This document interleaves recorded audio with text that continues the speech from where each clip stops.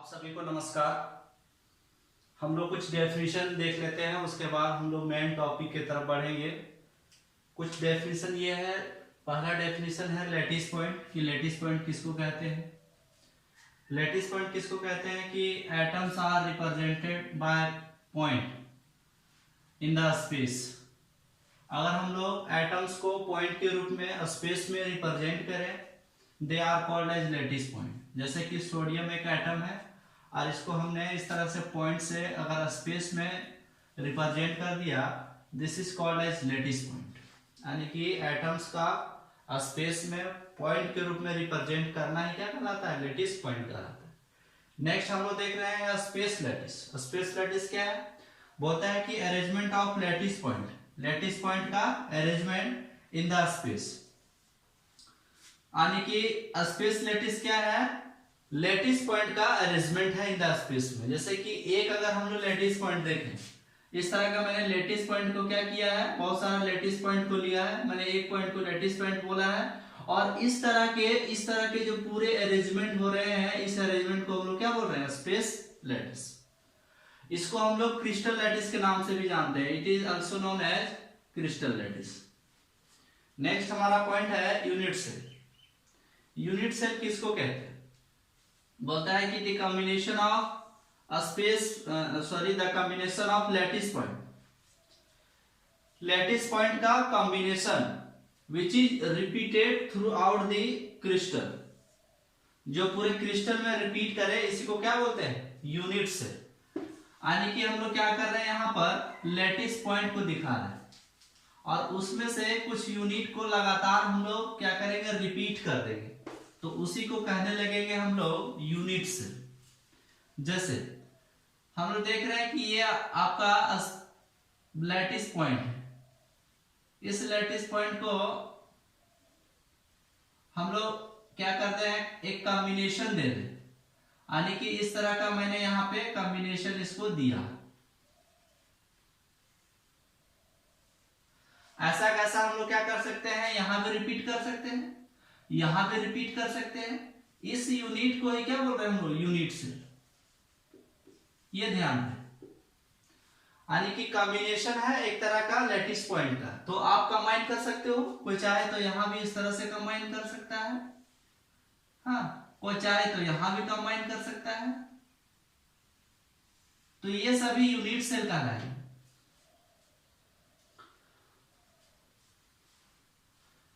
The unit cell is also known as representative unit cell. इसको हम लोग representative unit cell के नाम से भी जानते हैं। यानी कि एक तरह का हम लोग रिप्रेजेंट कर रहे हैं, किसका, लैटिस पॉइंट को रिप्रेजेंट कर रहे हैं कॉम्बिनेशन के साथ, इसीलिए इसको हम लोग रिप्रेजेंटेटिव यूनिट सेल भी कहते हैं। 3D यूनिट सेल हम लोग देखते हैं।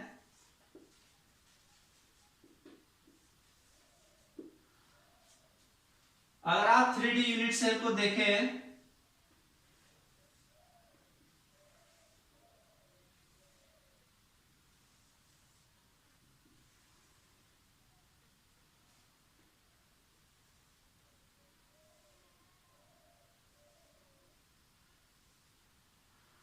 इसको अगर मैं एक्स एक्सिस मानूं, इसको अगर मैं वाई एक्सिस मानूं, इसको अगर मैं जेड एक्सिस मानूं, ये जो लेंथ है इसको मैं ए मान रहा हूं एक्स एक्सिस के तरफ, बी मान रहा हूं वाई एक्सिस के तरफ और सी में मान रहा हूं जेड एक्सिस की तरफ। यहां पर जो एंगल बन रहा है वो उसको मैं अल्फा लिख रहा हूं, यहां पर जो एंगल बन रहा है उसको मैं बीटा लिख रहा हूं और यहां पर जो एंगल बन रहा है उसको गामा लिख रहा हूं। ठीक, अब हम लोग देख रहे हैं कि क्या क्या है, वो लिख दे रहे थोड़ा सा।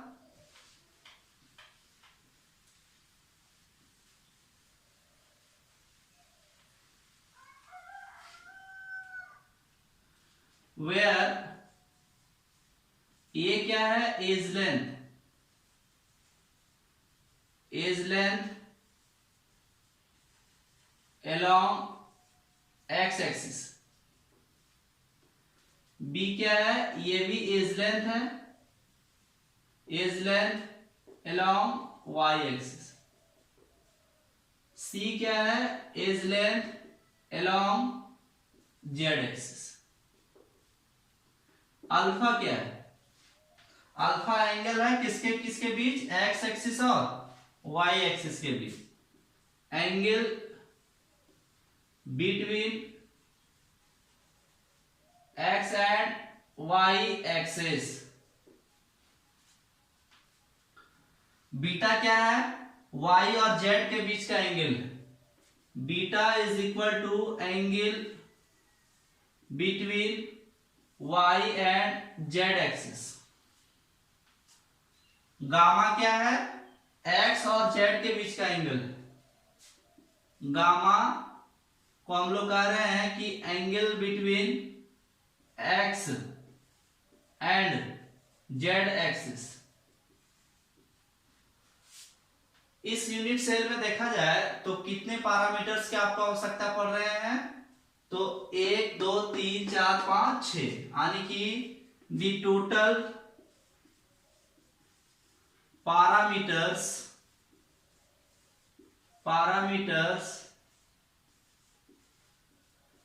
required for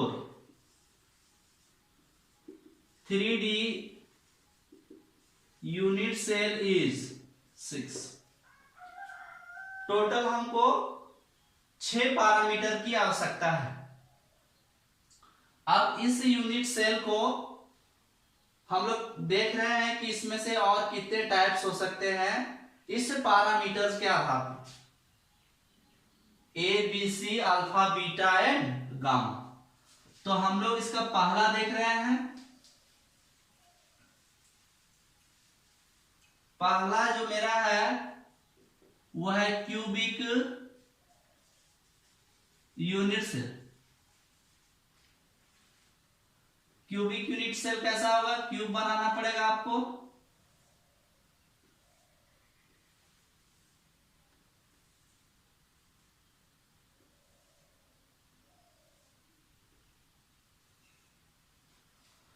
यानी कि ये इस तरह का क्यूब है। तो यहां पे अगर आप देखोगे तो आप कहोगे कि सर ये जो लेंथ है, ये लेंथ है और ये जो लेंथ है तीनों बराबर है, यानी कि मैं लिखूंगा a is equal to b is equal to c. और एंगल कहोगे कि सर यहां पर जो एंगल बन रहा है 90 डिग्री है, और इसके बीच यहां जो एंगल बन रहा है 90 डिग्री है, यहां भी इसके और इसके बीच जो एंगल बनेगा, यानी कि ये एंगल 90, ये एंगल भी 90, ये भी 90, ये भी 90, यानी कि alpha is equal to beta is equal to gamma is equal to 90 degree. ठीक है, क्यूब में क्या होते हैं, तीनों एक्सिस एक दूसरे के परपेंडिकुलर होते हैं इस तरह का। अगर मैं x मानूं, इसको मैं y मानूं, तो अगला जो एक्सिस होगा जेड एक्सिस, वो ऐसा का ऐसा परपेंडिकुलर रहेगा। तो एंगल अगर आप देखोगे, अगर आप एंगल इसको देखो तो यहां से अगर देखो इसको तो x और y के बीच 90 डिग्री है, और अगर देखोगे y, this is y axis और दिस इज z एक्सिस, तो ये भी एंगल कितना होगा, 90 डिग्री होगा। और अगर देखोगे this is x axis, this is z axis, तो ये भी एंगल कितना होगा, 90 डिग्री होगा। लेकिन चूंकि हम लोग ऐसा तो लाइन को खींच नहीं सकते, इसलिए हम लोग ऐसा दिखाते हैं, यानी कि यहां 90 होगा, यहां भी 90 और यहां भी 90। एक्स वाई और जेड एक्सिस जब एक दूसरे के परपेंडिकुलर हो तो ऐसा का ऐसा आता है। हमने आपको दिखाया किस तरह से जेड एक्सिस इस तरह का परपेंडिकुलर था इस एक्स वाई प्लेन पे। नेक्स्ट हम लोग देख रहे हैं दूसरा tetragonal unit cell. Tetragonal unit cell क्या है, इस क्यूब को, ये जो हम लोग क्यूब बना रहे थे, उस क्यूब में से एक का लेंथ को आप बढ़ा दीजिए, थोड़ा सा खींच दीजिए, तो ये जो मेरा क्यूब बना, दिस इज टेट्रागोनल। अच्छा अगर ए बराबर बी लिख रहे हैं, मतलब ए बी को हमने डिस्टर्ब नहीं किया, किसको खींचा, अगर सी को खींचा तो हम लिख रहे हैं नॉट इक्वल टू सी। लेकिन अभी भी तो एक दूसरे के परपेंडिकुलर हैं। अगर मैं एक्स और वाई एक्सिस को बोलूं कि ये दोनों बराबर है और मैं जेड एक्सिस इतना बड़ा ले लूं इस तरह का, तो अभी भी तो एंगल क्या हो रहा है, 90 डिग्री ही बन रहा है।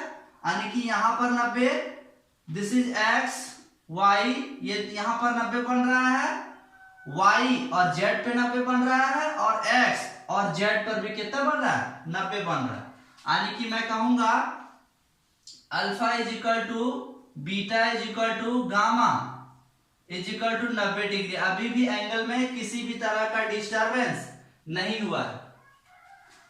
अब हम लोग नेक्स्ट देख रहे हैं।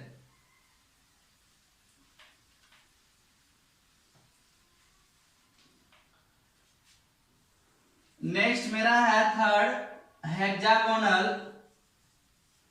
Hexagonal unit cell. हेक्सागोन मान लेते हैं कि एक छत को ही हम लोग हेक्सागोन की तरह बना देते हैं। नीचे जो फर्श है वो भी हेक्सागोन ही बना देते हैं, और इस तरह का अरेंजमेंट आ रहा है, ऊपर नीचे इस तरह से मिला दे रहे हैं।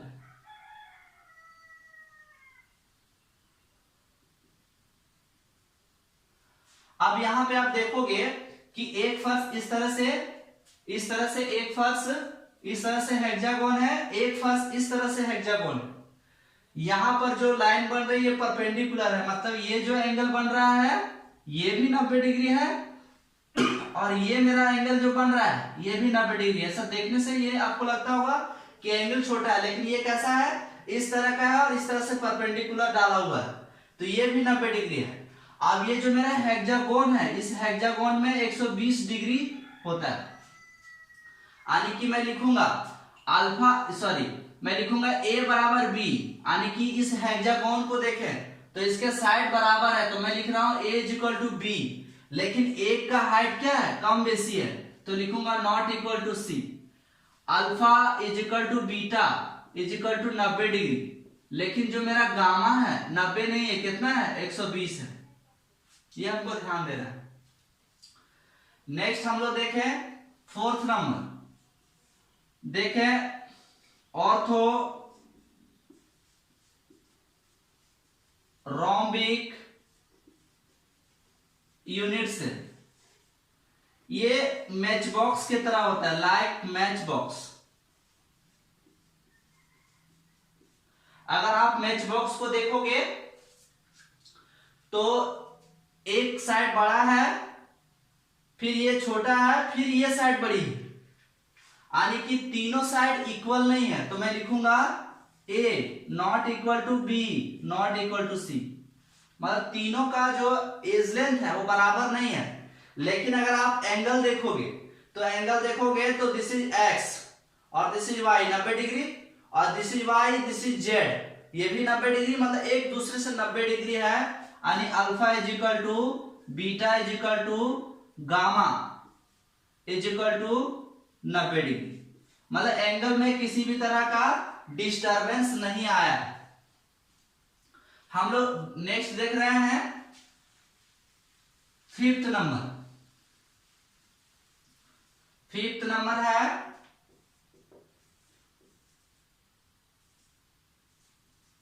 Rhombohedral unit cell. इससे पहले हमने कितना पढ़ा, 4 पढ़ा।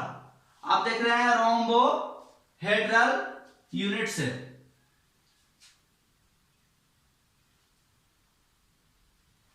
रोम्बोहेड्रल यूनिट, स्पेलिंग गलत है, मैंने लिखा है रोम्बोहेड्रल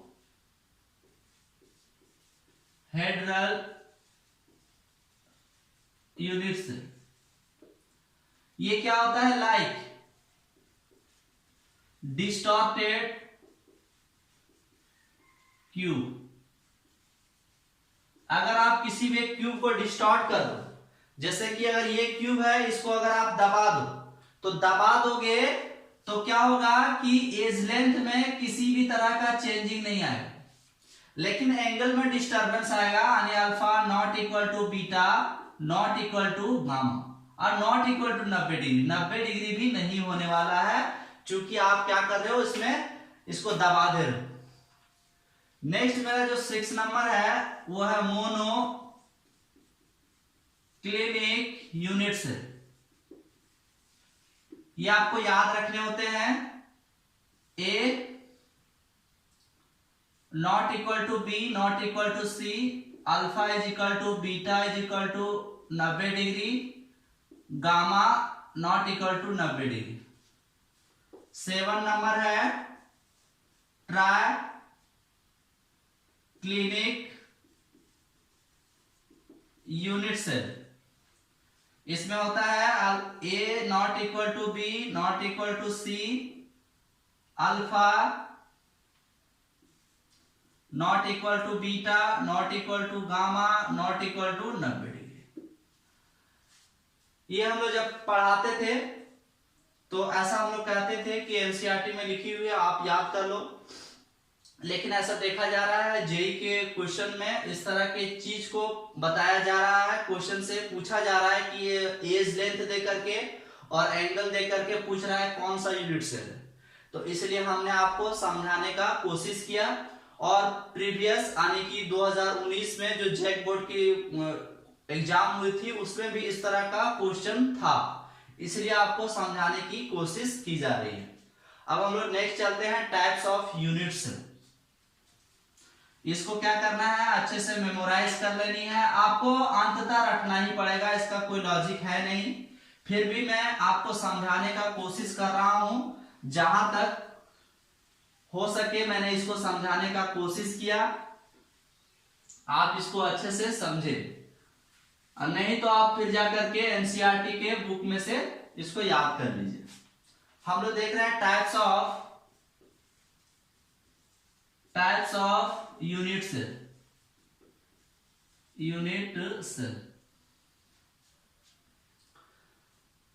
इसमें से जो हम लोग को पहला पढ़ना है ए नंबर में, वो है प्रिमिटिव यूनिट सेल। नेक्स्ट जो हम लोग को पढ़ना है बी नंबर में, वो पढ़ना है सेंटर्ड प्रिमिटिव यूनिट सेल, या फिर इसी को हम लोग बोलेंगे सिंपल क्यूबिक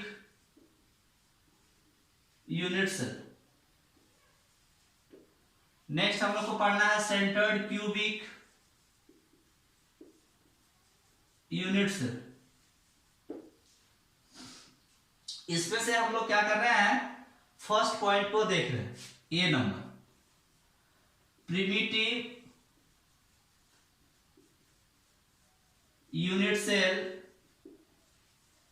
या फिर इसी को हम लोग बोले थे सिंपल क्यूबिक यूनिट सेल। इसमें क्या होता है, इन सच यूनिट सेल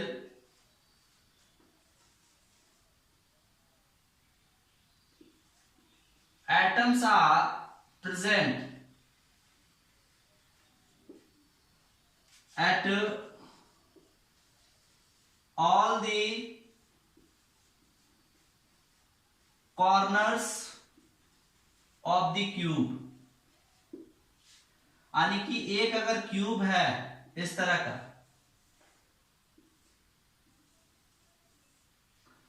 इस तरह का अगर क्यूब है तो एटम्स क्या है कि सभी कोना में है।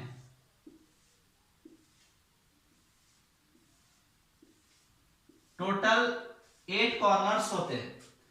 इसको अगर आप ध्यान से देखो तो एक कोना, 2 3 4 कोना, और इधर 4 कोना, 1 2 3 4, तो 8 कॉर्नर्स है। इस तरह से मैंने बनाया, एक कोना, 2 कोना, 3 4 और 4 ऐसा का ऐसा नीचे कॉर्नर्स है। यानी कि टोटल कितने कॉर्नर्स होते हैं क्यूब में, 8 कॉर्नर्स होते हैं।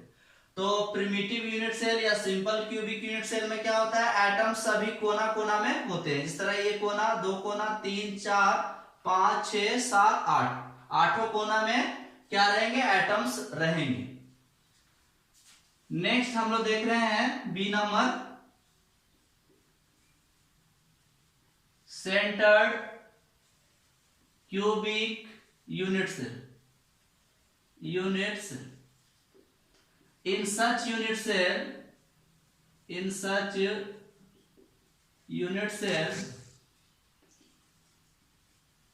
atoms are present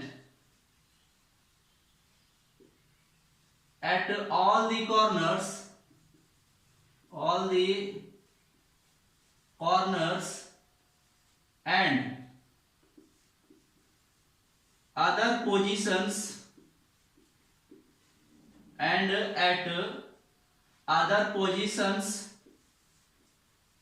of the cube। क्या होता है, या फिर ऐसे बोले क्यूबिक यूनिट्स, या क्यूब ही रहने देते। ये बोल रहा है कि इस तरह का यूनिट सेल में क्या होगा, एटम्स कोना कोना में रहेंगे और कुछ दूसरे दूसरे पोजीशंस में भी रहेंगे। अब कहां कहां रहेंगे हम लोग नेक्स्ट में इसको हम लोग समझेंगे। There are 3 types of cubic units. Basically जो हम लोग इस चैप्टर में पढ़ रहे हैं वो क्यूब के बारे में पढ़ रहे हैं। मतलब अल्फा A=B=C, अल्फा β=गामा, जो मैंने फर्स्ट में लिखा था वो क्यूबिक के बारे में पढ़ रहे हैं। बाकी बात जो था उसके बारे में हमको यहाँ पे पढ़ना नहीं है। इसमें से हम लोग जो पहला टाइप, इसमें सेंटर्ड क्यूबिक में जो 3 टाइप्स हैं, 3 टाइप में हम लोग पहला टाइप स्टडी करने जा रहे हैं जिसका नाम है बॉडी सेंटर्ड क्यूबिक यूनिट्स। पहला नंबर हम लोग देखे हैं body centred cubic units. Short में हम लोग इसको BCC बोलते हैं, BCC यूनिट्स। B से बॉडी, C से सेंटर्ड और C से cubic. In this unit cell, या फिर मैं बोलूं कि in such unit cell atoms are present at all the corners of the cube, या फिर मैं बोलूं all the corners and at the body center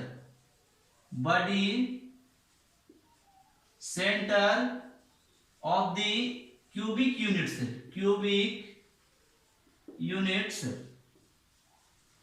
इसमें क्या होता है, एटम्स जो रहेंगे वो कोना में रहेंगे ही रहेंगे, और कोना के अलावा बॉडी के सेंटर में भी रहेंगे।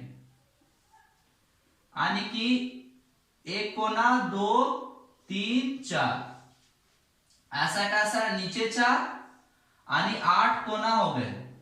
इस कोना में रहने के बावजूद भी एक बॉडी के सेंटर में रहेंगे, यानी कि इसके बीचों बीच में रहेंगे। यानी कि मैं यहां पे कंसीडर करूं, ठीक, एटम्स कहां पे, कॉर्नर्स पे 1 2 3 4 और 5 6 7 8, 8 कॉर्नर्स, और इसके बॉडी के सेंटर में। तो क्या होंगे कि जो एटम्स हैं कॉर्नर पे भी हैं और क्या है, बॉडी के सेंटर में भी हैं। नेक्स्ट हम लोग देखते हैं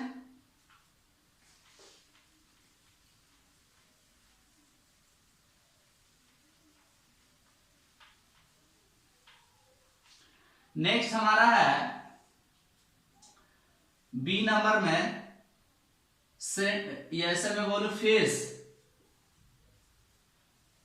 सेंटर्ड क्यूबिक यूनिट्स।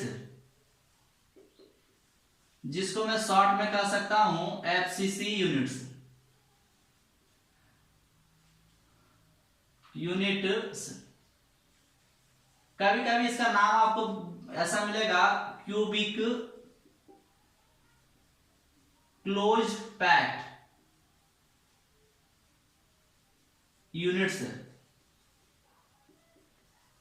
यानी कि आपको मिल सकता है सीसीपी यूनिट्स, तो वो ध्यान रहे, cubic closed packed unit cell. इसमें क्या होता है कि in such unit cell particles are presents at all the corners and all the face center of the cubic units, इस वाले में क्या हो रहा है,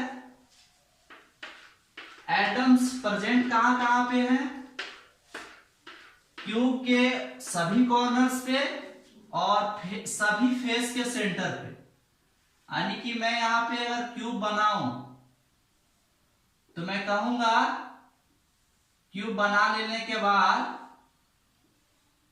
कि इसके एटम्स जो है वो कोना कोना में है, 1 2 3 4 कोना, ऊपर में भी 4 कोना,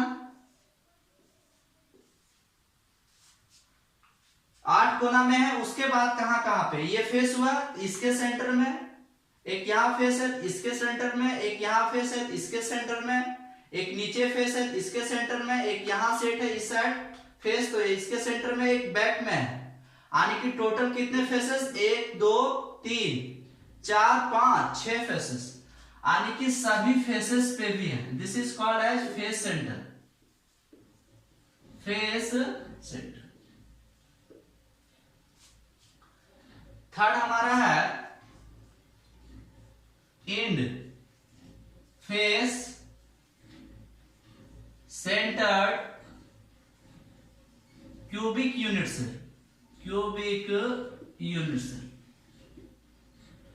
इसमें क्या हो रहा है कि in such unit cell particles are present at all the corners and opposite face of the cube of the cubic units, cube भी बोल सकते हैं हम लोग। यानी कि डायग्राम से अगर हम लोग समझें तो डायग्राम में ये हो सकता है, ये कह रहा है कि इस तरह का अगर हम लोग क्यूब को कंसीडर करें, बनाएं, तो क्यूब को बना लेने के बाद हम लोग देखें कि एटम्स जो हमारे हैं कहां कहां पे है। पहला तो सभी कॉर्नर्स पे है, यानी कि 8 कॉर्नर्स। फिर कहां पर है, ये बोल रहा है कि and opposite faces, opposite face में लेना, यानी कि हम लोग एक यहां लेंगे तो एक यहां लेना पड़ेगा, या फिर आप यहां लोगे तो यहां लेना पड़ेगा, या फिर इस वाले फेस में लोगे तो पीछे वाले फेस में लेना पड़ेगा। यानी कि मैं ले रहा हूं यहां पर, this is and face centred cubic units. अब इस चैप्टर में जो सबसे इंपॉर्टेंट है, ये तो जान लेना बहुत इंपॉर्टेंट था, प्रिमिटिव यूनिट सेल में क्या था, एटम सभी कॉर्नर पे थे। फिर हमने सेंटर्ड क्यूबिक यूनिट सेल में जब देखा तो उसमें से बीसीसी को देखा, उसमें था सभी कॉर्नर्स के अलावे बॉडी के सेंटर में थे। नेक्स्ट हमने एफसीसी यूनिट सेल देखा, बॉडी सेंटर्ड के अलावे सभी फेस सेंटर पे थे। फिर हमने end face centred cubic unit cell देखा, इसमें क्या था, सभी कॉर्नर्स के अलावे 2 अपोजिट फेसेस पे थे। इस चैप्टर में एक चीज और हम लोग अभी नेक्स्ट जो पढ़ने वाले हैं बहुत इंपॉर्टेंस रखता है आगे अच्छे से समझने के लिए। इसको बढ़िया से आपको देखना है और बढ़िया से समझना है। अगर आपको समझ में नहीं आए तो क्या करिए, वीडियो को फिर से पीछे करिए और फिर से देखिए और उसको अच्छे से समझिएगा। हेडिंग है कंट्रीब्यूशन ऑफ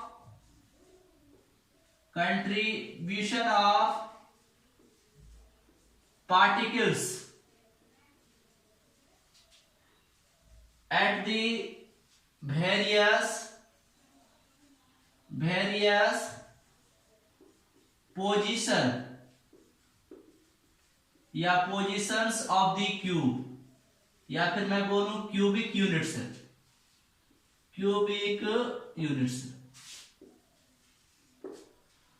पहला जो हम लोग देख रहे हैं एट बॉडी सेंटर,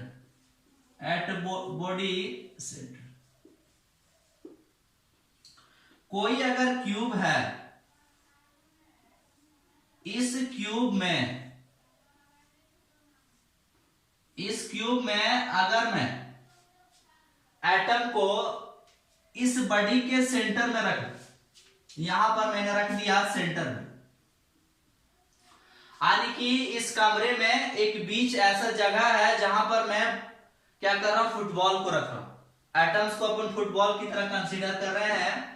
तो मान लेते हैं यही अगर कमरा है और इसके बीच में अगर मैं फुटबॉल को रख दूं तो कितने कमरे में जाएगा, एक ही कमरे में जाएगा। अगर मैं इस कमरे में बीच में अगर फुटबॉल को रखूंगा तो एक ही कमरे में जाएगा, यानी कि 100% क्या होगा, एक ही कमरे में, यानी कि 100%, यानी कि 100/100 यानी कितना 1। इसका कंट्रीब्यूशन कितना आया 1, यानी कि जब भी एटम्स को बॉडी सेंटर में हम लोग देखेंगे तो उसका कंट्रीब्यूशन 1 लेंगे।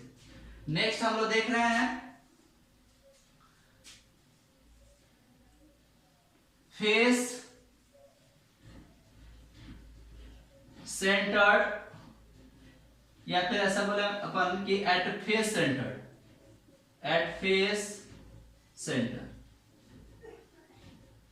फेस के अगर हम लोग सेंटर में देखें तो पहले तो क्यूब अपन कंसीडर कर लें।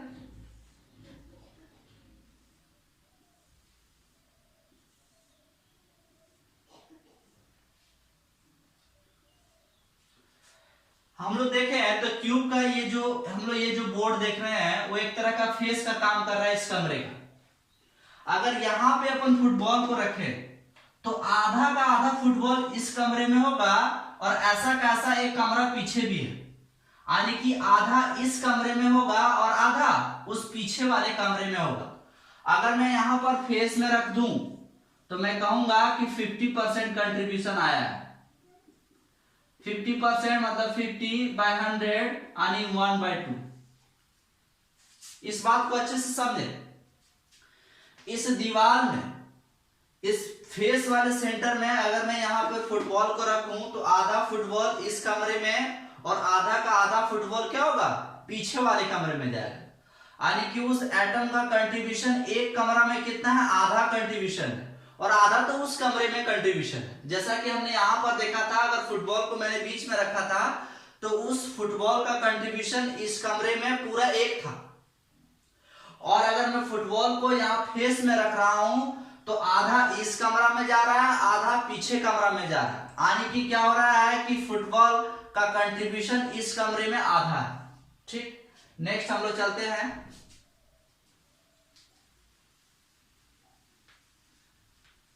नेक्स्ट है एट एज सेंटर। हम लोग क्या कर रहे हैं, इस वाले क्यूब में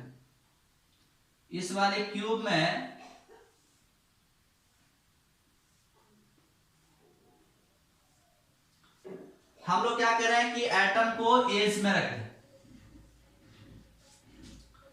जैसे कि सपोज यहां पे किया जाए तो अगर आप देखो, अगर ये इसको मैं एटम को अगर मानूं, या फिर मैं ऐसे रखूं इसको, ये एज का सेंटर है, अगर यहां पर मैं फुटबॉल को रखूंगा तो ऐसा कैसा है कि यहां पर आगे अगर होता तो उसमें कंट्रीब्यूशन जाता, और मैं यहां पर रखा हूं तो इधर भी कंट्रीब्यूशन है, यानी कि इधर कंट्रीब्यूशन था, इधर भी कंट्रीब्यूशन है। और ऐसा का ऐसा अगर मैं एक ऊपर से भी रखता, यानी कि क्या करो कि एक कमरे में एज के सेंटर पे चले जाओ, तो एज के सेंटर में देखोगे कि एक कमरा तो इधर ले रहा है, एक कमरा पीछे ले रहा है, और ऐसा का ऐसा दो कमरा ऊपर में और है, यानी कि इसका जो कंट्रीब्यूशन आ रहा है, इसका कंट्रीब्यूशन 1/4, यानी कि 1/4, यानी कि कितना परसेंट, 25%। ये कंट्रीब्यूशन आ रहा है कहां पे, एज सेंटर पे। अगर मैं देखूं एट कॉर्नर,